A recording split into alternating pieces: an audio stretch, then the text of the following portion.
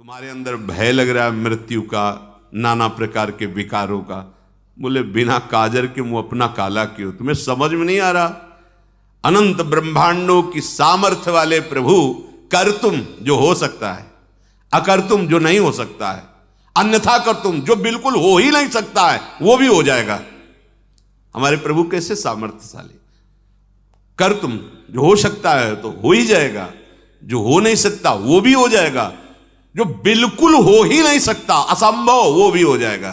कर तुम अकर तुम अन्यथा कर तुम सर्व समर्था सा ईश्वरा सा हरि। हरि का शरणागत होकर के अब डर नहीं, निर्भय हो जाओ। मनुष्य दो प्रकार के कर्म करता ही रहता है। बहुत बड़ा पापी हो तो भी उसमें कुछ पुण्य कर्म होते हैं। कोई ऐसा इस सृष्टि में नहीं कि जो एकदम गुण हो ही ना, ऐसा नहीं है। गुण अवगुण पाप पुण्य ये मिश्रित शरीर बना हुआ है। अगर कोई संभाल ले गया और कुमति को नष्ट कर लिया तो फिर सुमति हो, फिर मोक्ष पदवी प्राप्त हो जाती है, फिर वो पाप पुण्य दोनों से ऊपर उठ जाता है। नहीं तो प्रायः देखा जाता है बड़े से बड़े गुणवान में भी कोई दोष होता है और बड़े से बड़े दोषी में कोई गुण होता है। ये गुण दोष में सृष्टि की रचना है। जड़ चेतन गुण दोष में विश्व कीन करतार, संत हंस गुण गाहे पे परिहरि वार विकार। तो महाराज एस्मिन धनवान ना चरंती ही केचित तथा धर्मान केचिदिहा चरंती धर्म पापेन प्रतिहन्यते स्वी दुताहो धर्म प्रतिहंति पापम। हे सनत सुजात जी, ऐसा हमने सुना है कि कुछ लोग धर्माचरण तो बहुत करते हैं पर साथ में पापाचरण भी करते हैं। तो क्या धर्माचरण से पापाचरण नष्ट हो जाता है? सनत सुजात जी ने कहा उभयमेव तत्रोपयुज्यते फलम धर्मस्यै वेतरस्य च। धर्म और अधर्म अर्थात पाप और पुण्य, इसके दो मार्ग हैं। अगर आप पाप कर रहे हैं तो अलग हिसाब है और पुण्य कर रहे हैं तो उसका अलग हिसाब है। आपके बहुत अधिक पाप हो गए हैं, नाम मात्र के पुण्य हैं, तो पहले नरक जाना होगा आपको। अगर आपके बहुत पुण्य हो गए हैं तो पहले आपको स्वर्ग जाना होगा, वहां पुण्य भोग करना होगा। कुछ जो पुण्य और पाप बनते फिर शरीर की रचना होकर मृत्यु लोक में आता है। ऐसा नहीं है। तस्मिन स्थितो वाप्युभयम ही नित्यम ज्ञानेन विद्वान प्रतिहंति सिद्धम तथान्यथा पुण्य मुपैति देहि तथागतम पाप मुपैति सिद्धम। दसमा शास्त्रम प्रमाणम। ऐसे नहीं कि आप मनमानी बोल दो आपकी बात मानी जाएगी, शास्त्र में प्रमाणित होनी चाहिए। श्री सनत सुजात जी कह रहे हैं कि पुण्य के द्वारा पाप को नष्ट नहीं किया जा सकता, उसका अलग विभाग है, उसका अलग आपको फल मिलेगा। हां, एक उपाय है जिससे नष्ट किया जा सकता है, वो है भगवान का भजन। ये त्रिगुणात्मिका माया से बिलग है। ये त्रिगुणातीत है, जैसे राधा राधा राधा राधा। ये त्रिगुणात्मिका माया के द्वारा रचित कर्मों में नहीं है। भगवान का नाम, भगवान का रूप, भगवान की लीला, भगवान का धाम, ये त्रिगुणातीत है। ये गुणमयी माया के अंतर्गत नहीं है, ये मायातीत है। इसी मायातीत नाम के बल से हम माया पर विजय प्राप्त करते हैं।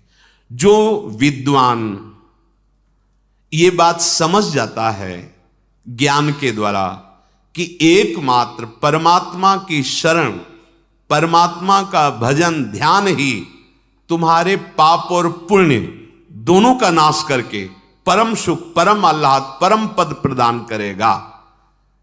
यह शास्त्रों में प्रसिद्ध बात है। सनत सुजात जी कहते हैं अगर ऐसी बात नहीं मानता तो वो देहाभिमानी मनुष्य पुण्य और पाप दोनों का क्रमशः फल भोगता ही रहेगा। जब से सृष्टि रची गई तब से आज तक चल रहा है यही पाप पुण्य का क्रम। इस प्रकार पुण्य बढ़ा तो स्वर्ग, पाप बढ़ा तो नरक। स्वर्ग और नरक दोनों अस्थिर हैं, ये अविनाशी नहीं है, ये स्थिर नहीं है, ये स्थिर पद नहीं है। जैसे नौस इंद्र पद पर बैठे फिर अजगर की योनि को प्राप्त है, अब जब वहां पुण्य और पापों का विशेष भोग हो जाता है, कुछ बचा, तो फिर उसे जन्म होता है, फिर वो कर्मानुसार संस्कार अनुसार फिर पाप पुण्य एकत्रित करता है, फिर वो लोकों में भोग। यही पुनरपि जननम पुनरपि मरणम, मनुष्य जन्म इसके लिए नहीं मिला है, इस चक्र से निकलने के लिए मिला है। जो तत्वज्ञ महापुरुषों का संग करता है, ध्यान से सुन, जो भगवत तत्व को जानने वाले हैं, बेमतलब शास्त्र तभी समझ में आएंगे जब भजन करोगे। पढ़ के सुनाना अलग बात है, अगर भजन नहीं करोगे तो वस्तु रखी दिखाई नहीं देगी, शब्द कुछ और है और उसका भाव कुछ और है, रहस्य कुछ और है। वो बात तभी समझ में आएगी जब भजन हो रहा है। भजन और सत्य धर्म के बिना आप हमारे शास्त्रों के आंतरिक भाव को नहीं समझ सकते। ऐसे शब्द सुनने को मिलते हैं जिनका कोई अस्तित्व नहीं है, व्यर्थ का बकवास, व्यर्थ का बकवास। सामने ग्रंथ रखा है, कहीं भी उसमें नहीं है ऐसे वाक्य नहीं। तस्मात् शास्त्रम प्रमाणम, आप जो भी बात बोले शास्त्र प्रमाणित तभी कहा गया है। बोलने का अधिकार तभी पहले सुना हो, किसी महापुरुष के पास बैठ करके कई बार जिस शास्त्र को सुना हो, खूब अच्छे से उसमें रचा पचा हो और अपने आचरणों में उतारा हो और उस बात का अनुभव किया हो, फिर बोलो। ऐसे नहीं, भगवत ऋषि जी कह रहे ऐसे नहीं बोले, नहीं, पहले खूब अनुभव करो, फिर जब बोले तो हृदय की ग्रंथि खोले, जड़ चैतन्य की ग्रंथि का भेदन करके परमात्मा साक्षात्कार करा दे। ऐसे मनमानी आचरण नहीं। हां, एक उपाय है, अब बोध हो गया आपको, गलती हुई, सत्य मार्ग से भ्रष्ट हो गया, अब तन मन प्राण सब कुछ भगवान को समर्पित करके धर्म से चलूंगा और उनका नाम लूंगा और जो दुख सुख आएगा उसे सहूंगा। मुक्त हो जाओगे, पक्का मुक्त हो जाओगे। तो दीयम वस्तु गोविंदम तुभ्यमेव सम, आपकी वस्तु आपको समर्पित। अभी तक अहंकार के कारण दुर्गति हुई, हे नाथ अब ये कहीं कुछ समर्पण नहीं करना, जो जाए वही है। हम ये नहीं कह रहे कि आपके पवित्र होने का रास्ता ही नहीं, रास्ता है पर ऐसा नहीं है। बहुत सावधानी, तस्मात् शास्त्रम प्रमाणम ते, यही चूक होती है। हम शास्त्र के शब्दों को तोड़ मरोड़ करो ऐसे बोलते नहीं। शास्त्र किसी के अनुकूल नहीं, शास्त्र के अनुकूल तुमको चलना होगा। कानून किसी के अनुकूल नहीं होता, कानून के अनुकूल चलना होगा। श्री कृष्ण अनुकूल लेन प्रतिकूल से वर्जनम, ये सत मार्ग है, सत शास्त्र है। कभी भी कोई पुण्य करके पाप को नष्ट नहीं कर सकता। यहां सनत सुजात जी बोल रहे, पाप का अलग हिसाब है, पुण्य का अलग हिसाब। अगर नष्ट करना है तो एक उपाय है, भगवान की शरण में हो जाओ, उनका नाम, उनका आश्रय, उनका चिंतन। अगर देहाभिमानी इस बात को नहीं मानता है तो अपने पाप और पुण्यों का फल भोगता है। अवश्य में वो भोक्तव्यम कृतम कर्म शुभाशुभम, भगवान बोल रहे हैं। शुभ माने पुण्य, अशुभ माने पाप, अवश्य में वो भोगता, अवश्य भोगना पड़ेगा। अगर एक मात्र उपाय है तो भगवान की शरण में हो जाओ। सर्वधर्मान परित्यज्य मामेकम शरणम व्रज, तो अहम त्वाम सर्व पापे, मालिक है वो, ठीक कर देंगे। महाराज, लौकिक धन की दृष्टि से जो निर्धन है, पर जो भजन परायण है वो सबसे बड़ा धनी है। अनाढ़या मानुष्य वित्ते आढ़या दैवे तथा कृतौ ते दुर्धर्षो दुष्प्रकंप्यास्तान विद्यात ब्राह्मणस्तनु। ओहो, यद्यपि वो निर्धन है पर वो नाम जप रूपी धन, बोले वो दुर्धर्ष है, उसको कोई पराजित नहीं कर सकता। महान तेज से संपन्न, क्यों? बड़ा धनी है। क्या धन है? परम धन राधा नाम आधार। समझो, समझो इस बात को। ये अविनाशी धन है, कहीं भी जाओगे आपके पास रहेगा, ये आपकी रक्षा करेगा, आपको सुख प्रदान करेगा, बचाएगा आपको विपत्तियों से। ये नाना प्रकार की हमसे गलतियां हो गई, ये भस्म कर देगा नाम। इसीलिए चिल्ला चिल्ला के कहते हैं राधा राधा राधा राधा, सब साधनों का सार। भविष्य में किसी भी विषय में मन चलायमान अगर हो भी जाए तो कोई और प्रायश्चित करने की जरूरत नहीं। चूक हो जाए तो भगवान का नाम ही हृदय में चल रहा है, कोई और प्रायश्चित कर, वो अपने आप ठीक कर देगा। आगे चल करके ये चलायमान होगा ही नहीं। जब नाम चल रहा है उसे ब्रह्म का साक्षात्कार हो जाता है। ध्यान से सुनो, और कोई साधनों की बात यहां नहीं हो रही। वो जब साक्षात्कार हो जाता है तो ब्रह्मणस तनुम, वो स्वयं ब्रह्म रूप हो जाता है। यदि कोई इस लोक में अभीष्ट सिद्ध करने वाले संपूर्ण देवताओं को जान भी ले तो भी वो कभी भजनानंदी महात्मा की समानता नहीं कर सकता। मतलब किसी देवता को सिद्ध कर लिया, कोई चमत्कार प्रकट कर लिया और एक दैन्य भाव से राधा राधा राधा राधा राधा, तो कह रहे सर्वान सृष्टि कृतो देवान विद्याद यह इह कश्चन न समानो, उसकी समानता नहीं कर सकता कि वो अपने किसी सिद्धि के प्रभाव से किसी भजनानंदी को परास्त, उसके पास कोई सिद्धि नहीं, एकमात्र भगवान का भजन है। वो सत्संग में सुनाया है कि एक बार एक कोई तंत्र विद्या के द्वारा एक प्रदर्शन नगर में जाके कर रहे थे, शालिग्राम भगवान विराज ऐसे ऐसे करते, तो वैसे ही शालिग्राम भगवान नाचते जैसे वो चुटकी करते ऐसे। अब लोग तो इतना कि भाई आराधना से शालिग्राम भगवान उनके अधीन है, जैसा वो करते वैसा नाचते। बहुत भीड़ इकट्ठा हो जाती, अपनी अपनी सब बातें रखते हो, प्रसाद देते, तुम्हारी कामनाओं की पूर्ति हो जाएगी, शालिग्राम भगवान सिद्ध हैं ऐसा।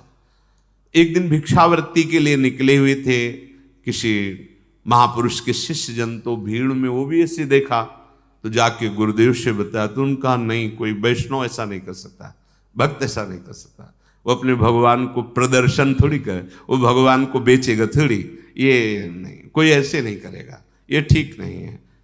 तो उनका महाराज हजारों लोग प्रभावित हो रहे हैं, आप चलो। तो बोले हम चलेंगे तो सब नाटक उनका बंद हो जाएगा। तो बोले प्रभु इसलिए चलना चाहिए कि हजारों भोले भाले भक्त जन हैं, उनकी फिर भावनाएं ठीक जगह नहीं लगेंगी तो उनका कल्याण नहीं होगा, इसलिए आप तो प्रार्थना की, चले गए।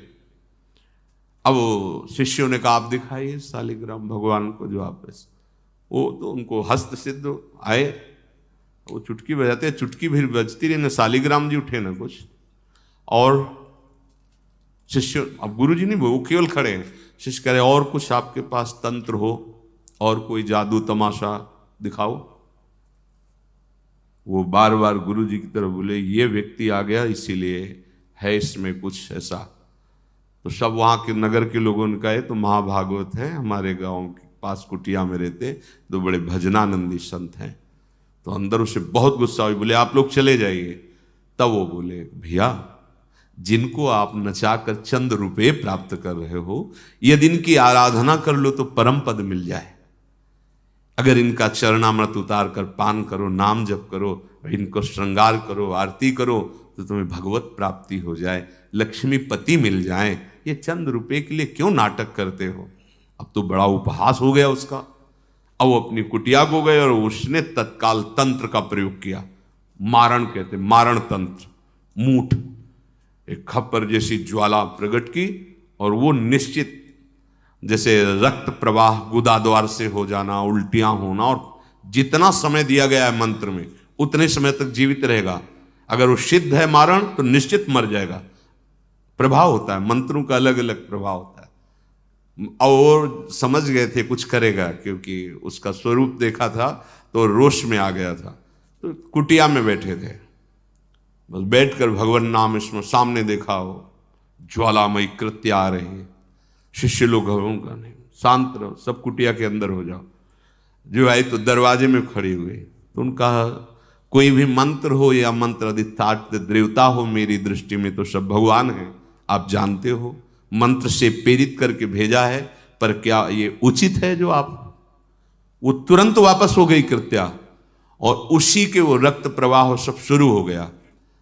और वो चिल्लाए कि किसी तरह उन महात्मा से कह दो मुझे क्षमा कर दे। सूचना गांव के लोग दिए गए, नाम कीर्तन किया, सब शांत हो गया, कोई मंत्र तंत्र नहीं, नाम कीर्तन किया, सब शांत। उनका भैया अब समझ जाओ, अब ये सब नाटक बंद कर दो, भजन प्रभाव बहुत, वो शिष्य बन गए, नाम जप करने लगे। यहां कह रहे हैं सनत सुजात जी कह रहे हैं यदि कोई इस लोक में अभीष्ट सिद्धि प्राप्त करने के लिए किसी देवता को मंत्र से अधीन भी कर ले तो वो उस भजनानंदी के समान नहीं हो सकता। कोई सिद्धि नहीं, एकदम सहज घूम रहे हैं, लेकिन भगवान उनके अधीन है।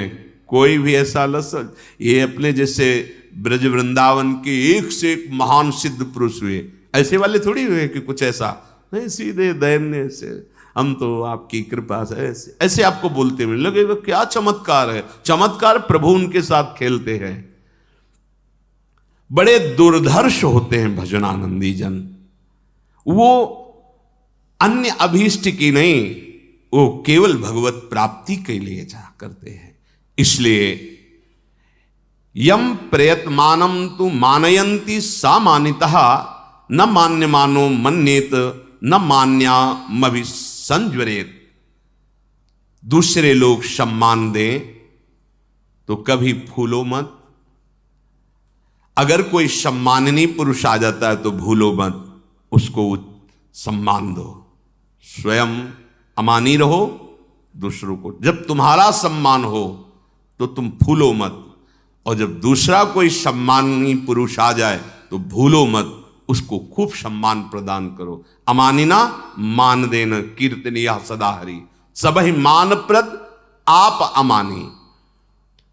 जो अन्य जनों के द्वारा आदर पाकर सम्मान पाकर गर्व नहीं करता, वही इस ब्रह्म ज्ञानमयी ब्रह्म विद्या को प्राप्त करता है, जो आत्मविद्या है, जिससे सारे पाप पुण्य नष्ट हो जाते, मुक्त हो जाता है।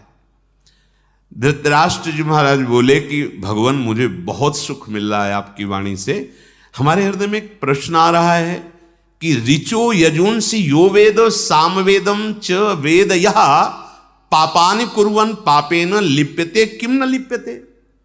जैसे किसी को ऋग्वेद यजुर्वेद सामवेद अथर्ववेद सब कंठस्थ है, वो सब जानता है, पर वो पाप कर्म करता है, तो क्या कोई पाप कर्म उसको लिप्त नहीं होगा? क्योंकि वेदों का ज्ञाता है, चारों वेद कंठस्थ किए, तो उसके प्रभाव से वो पाप कर्म उसे दंड नहीं देगा?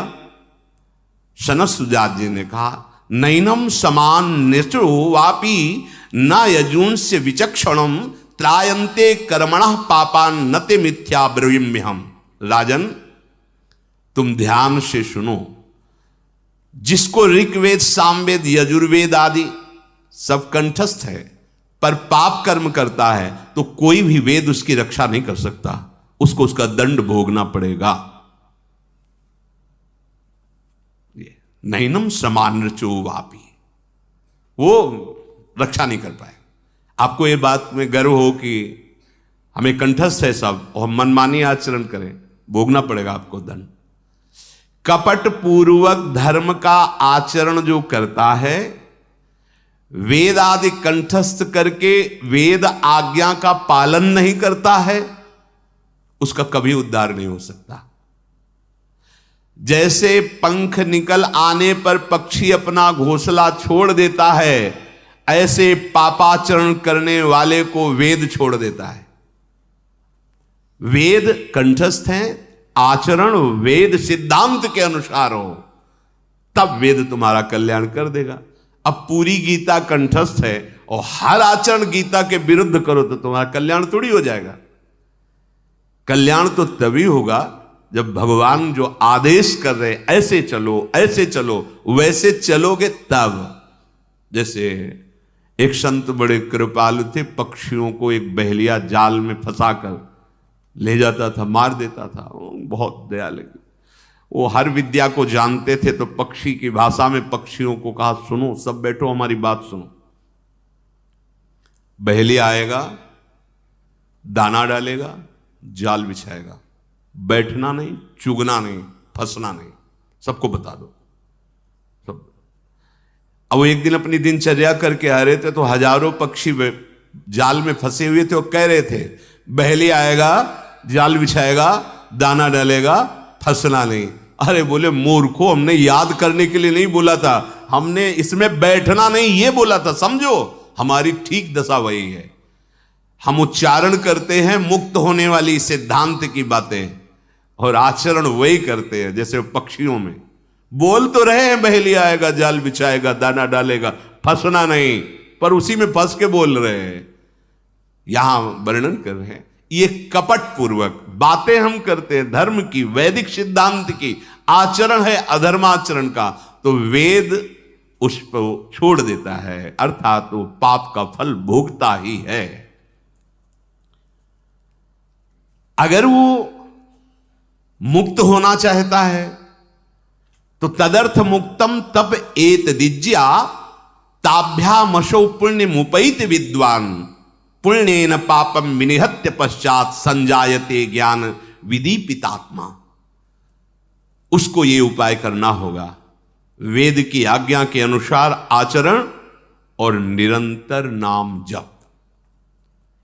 इस तप अर्थात वेदाज्ञा का पालन, तो तप और जप के द्वारा वो अपने पाप और पुण्यों का शमन करके अंतःकरण में भगवत साक्षात्कार कर लेता है।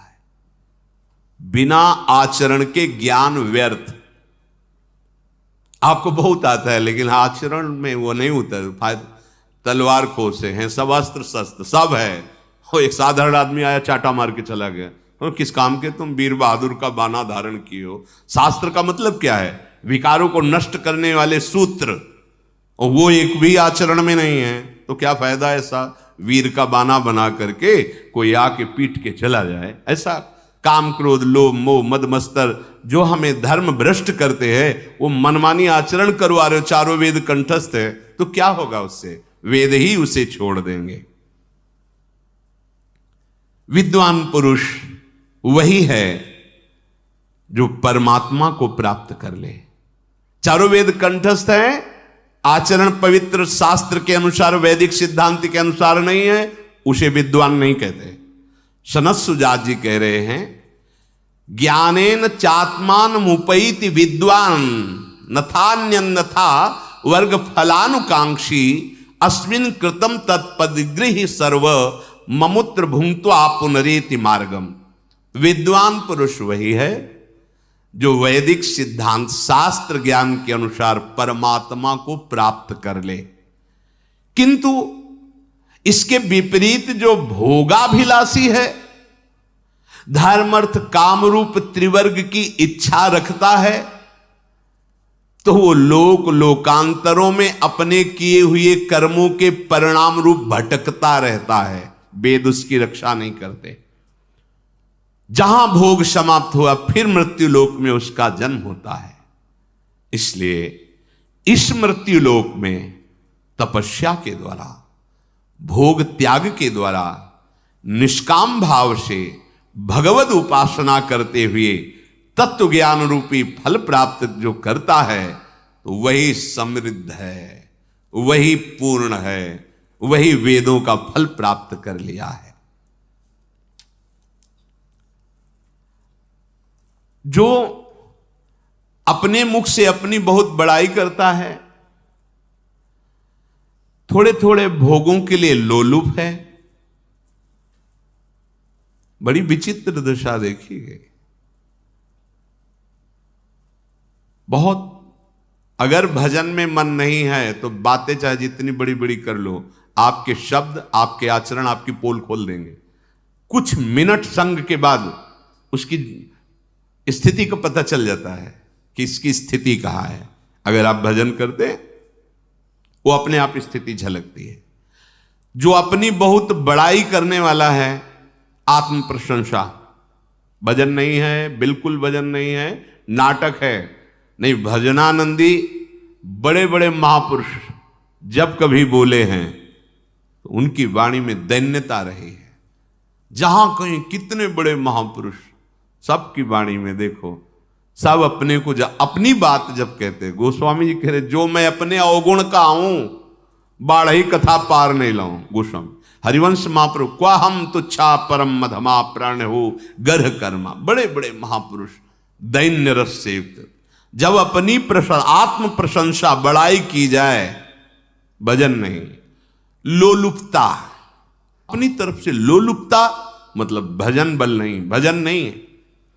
तनिक सा अपमान हुआ कि क्रोध से आग बबूला हो गए। ये बड़े दोष हैं जो भजन नहीं होने देते। बहुत बड़े महापुरुष है सनत सुजात जी। विकत्थनः स्पृहालुर मनस्वी बिभ्रत कोपम चपलो अरक्षणस्य एतान पापः षण्णराः पाप धर्मान प्रकुर्वते नो त्रसंत सुदुर्गे। अगर ऐसे आचरण रहेंगे तो पाप बनेगा, भजन नहीं बनेगा। क्या?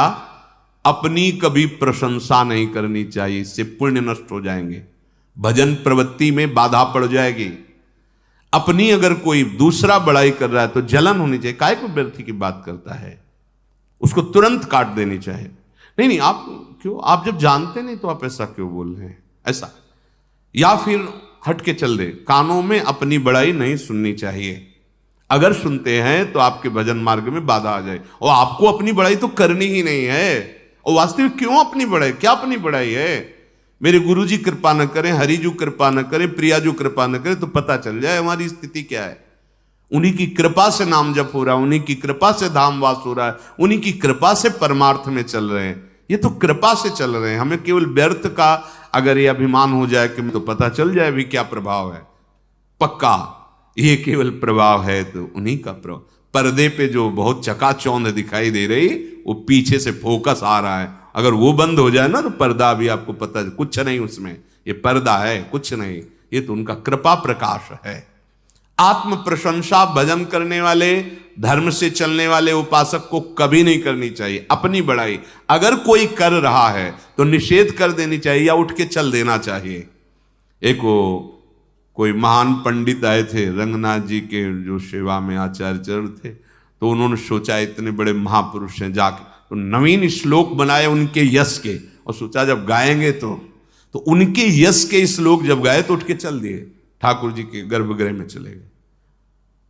तो बड़ा बुरा लगा पंडित को, वो आशा से आए थे। तो दूसरे दिन वो जब रंगनाथ जी की विनय कर रहे थे दैन्य भरी, तो उन्होंने संस्कृत से कहा ये ऐसा ही है जो कि मैं प्रभु अधम हूं, पतित हूं, मूढ़ हूं, नाथ कृपा करो। तो संस्कृत से बोले ये ऐसा ही है। तो तुरंत रंगनाथ जी का जो अत्यंत कीमती हार था वो उतारा और उन पंडित जी को दिया।